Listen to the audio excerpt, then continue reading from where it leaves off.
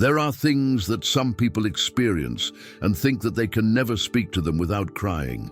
For a long time with her, I was like that. His story seemed like an open legacy, difficult even to touch.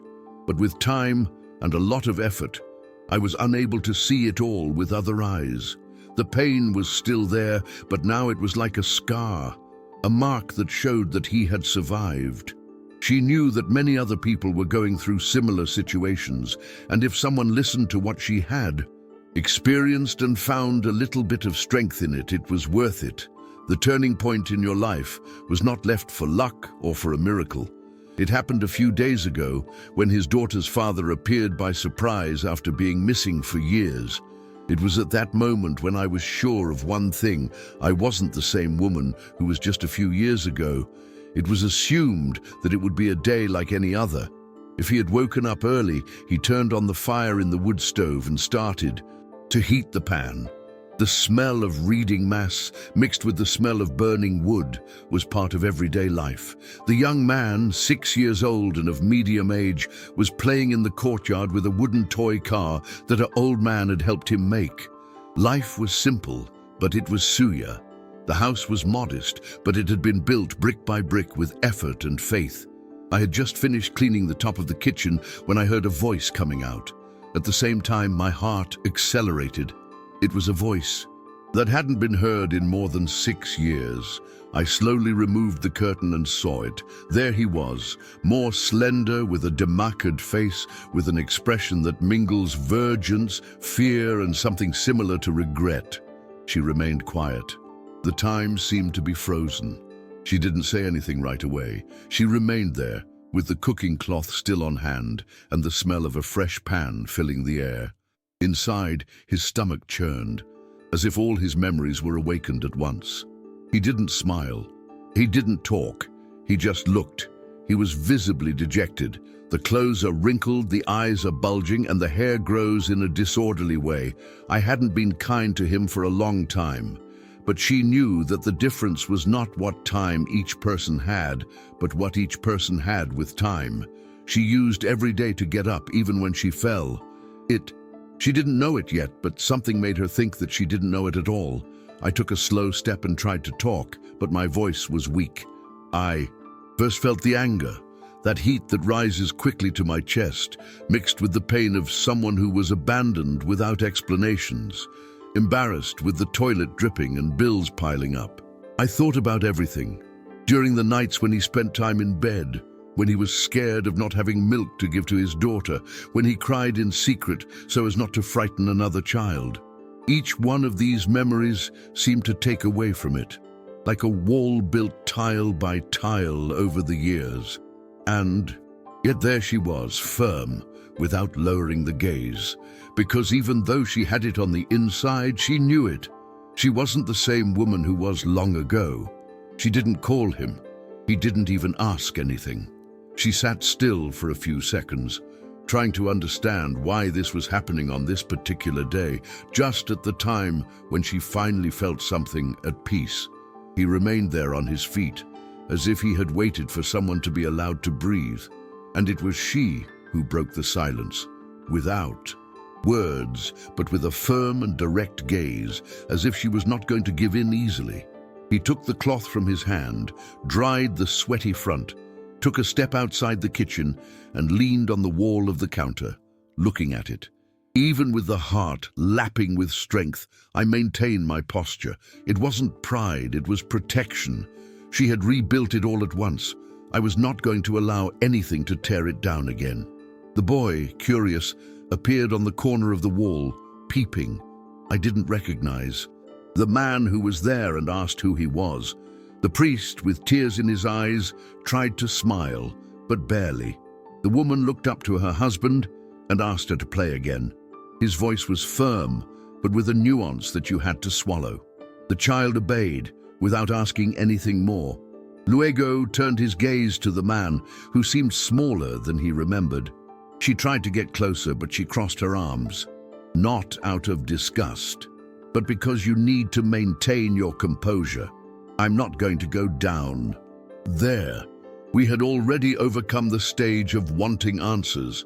She wanted to understand what was there after having disappeared without giving anyone an opportunity, anyone helping, anyone explaining.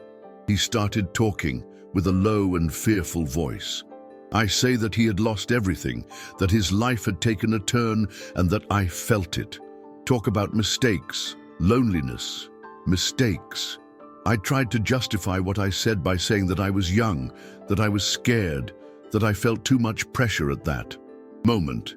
But each word seemed more like an excuse than a real petition for forgiveness. She listened in silence, without interrupting, but her emotions were strong inside her.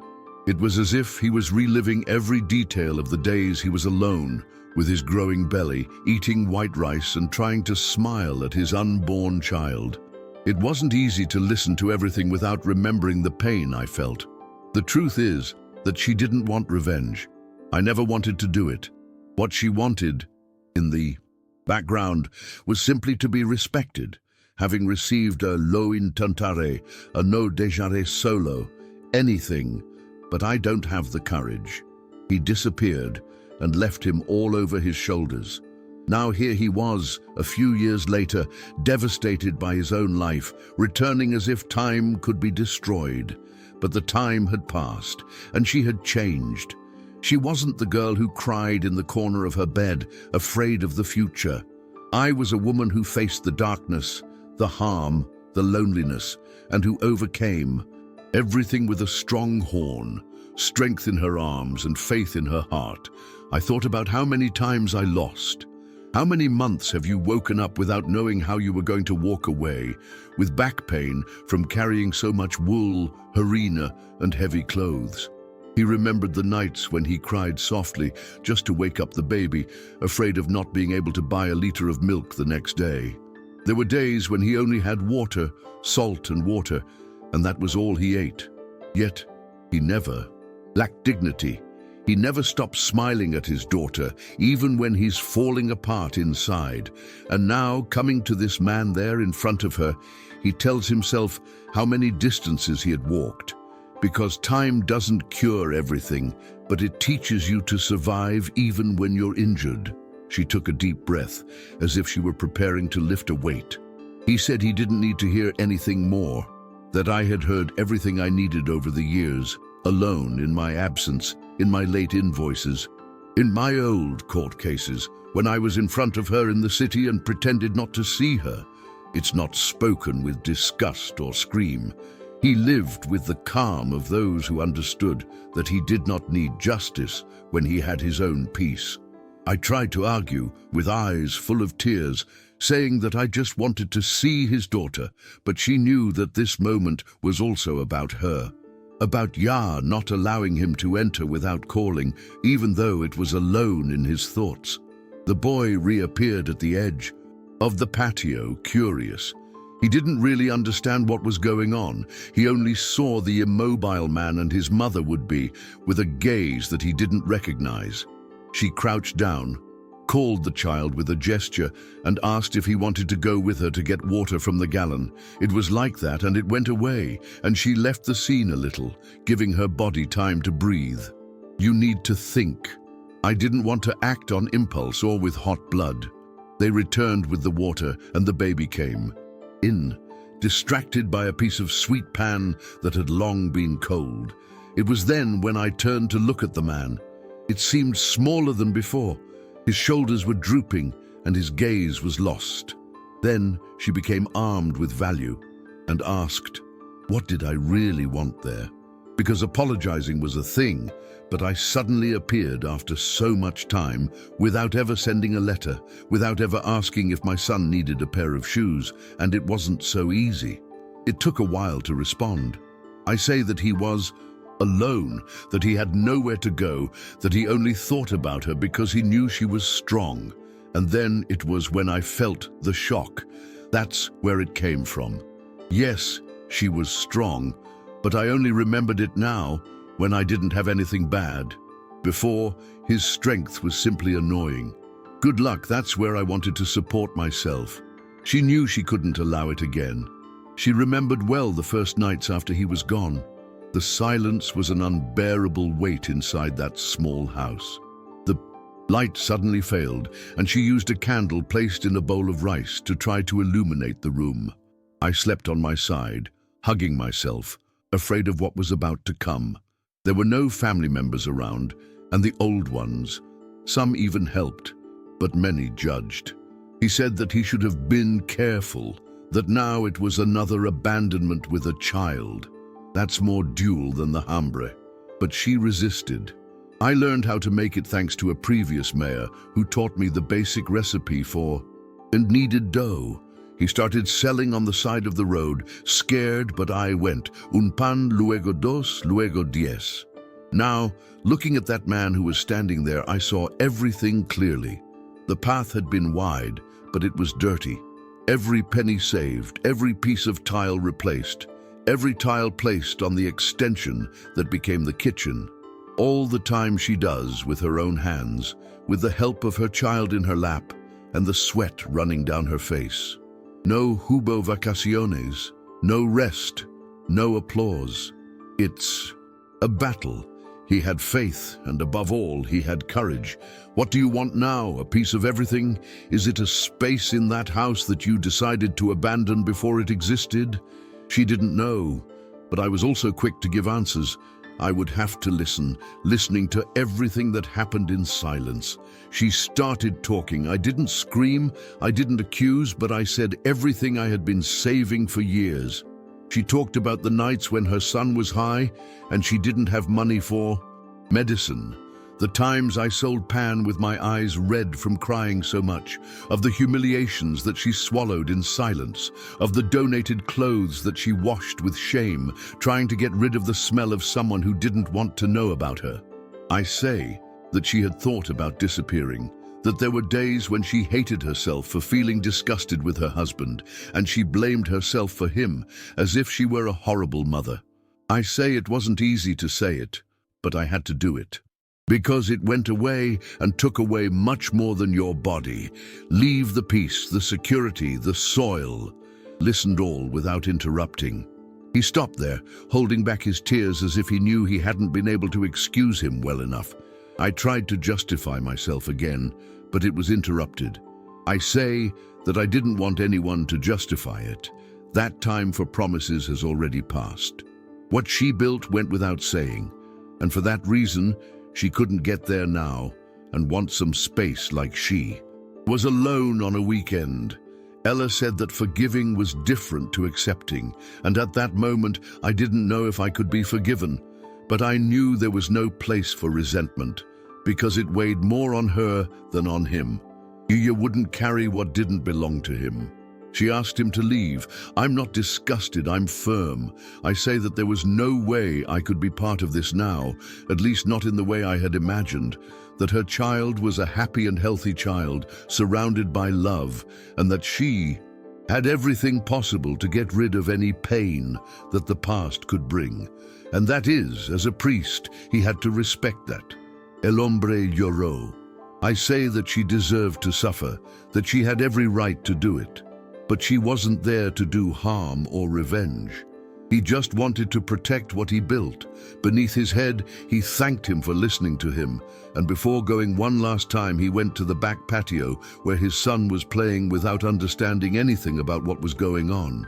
When he set his back and started walking along the dirt road, she stood there watching him. There was no relief. He didn't feel sad either. I felt something different, lightness, as if something that had been brought up for years had finally been left behind. He went back to the kitchen, washed his hands, and cleaned it like he had every day. The sound of her childhood laughter returned her to the present.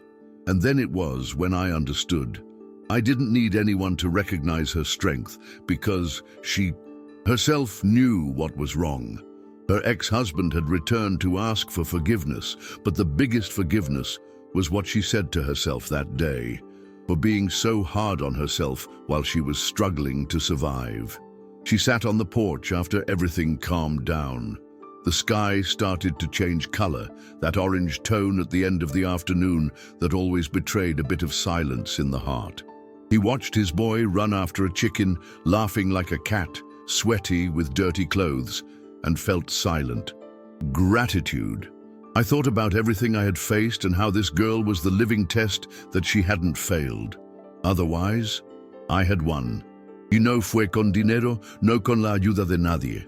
It was with effort, patience, mistakes, and new starts. He said yes to life, even when he was alone, and he responded no. Now, standing there on that counter, you finally feel complete. The bakery was simple, but functional. It had a wooden display that it could hold, a shelf with recycled glass where it stored the ingredients, and a wood stove that was in good condition to support everything. Now they buy it with pride, praise the smell of the pan, and ask for the recipe. And the little boy told everyone that his mother had the best pan of the world. She laughed, but in the background I believed, because what she put in that mass was much more than harina, water, and salt. It was life, it was history. I was sure that even when everyone decided it wouldn't work, it was there, and it never worked. Yeso, Nuri Silapuria Kitar. When he left the night, he covered his child with the same care as always, adjusting the blanket to the cell, and there was a mouse contemplating that face that slept peacefully. There were days when she still woke up scared in the middle of the night, afraid that something was missing, even at a time when she wasn't missing. Life taught him to suitcases that everything could change from one moment to another, but he also taught me that he was capable of reinventing himself as many times as was necessary. It wasn't about forgetting what happened. It was about moving forward, even with the scars. That visit from her ex-husband was a blur, but it served to demonstrate how strong he was. There was no need to demonstrate anything to Nadi. The walk itself was safe enough. That night, before going to sleep, he went out to the balcony again. The smell of the wood's horn was still in the air. He always sat on the same bench, looked at the dark sky, and thought all day long. His chest felt full, but in good sense, not for revenge, not for feeling up there, but I finally understood that I was not that scared, abandoned, and rumbo woman. I was another bad one, stronger, safer, more complete. The past returned and touched the door, but she didn't open it so she could enter. I just opened it to demonstrate that I had followed along, and that, for her, was the greatest Victoria, because it doesn't matter who you go. What matters is what happens. And she fell, a part for her, for him, or for life.